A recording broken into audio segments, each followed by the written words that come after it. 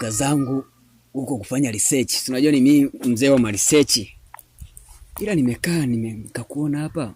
Ni kama una mawazo fulani hivi.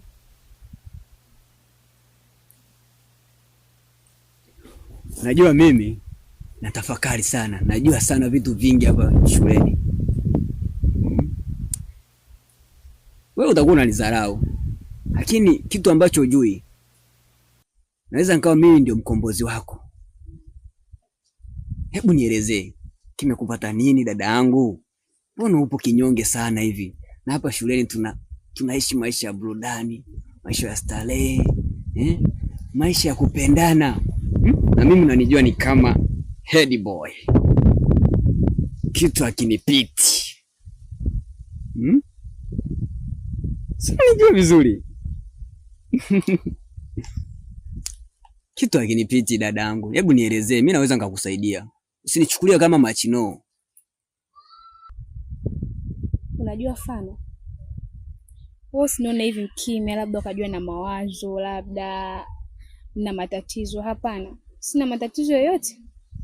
Alafu kingine mimi niko sawa, ila ni vile tu sina amani ya moyo.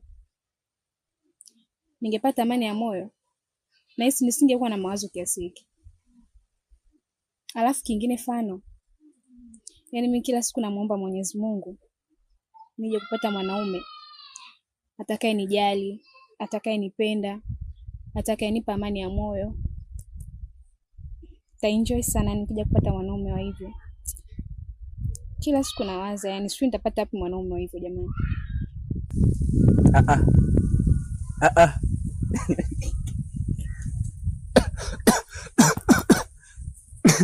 Aji.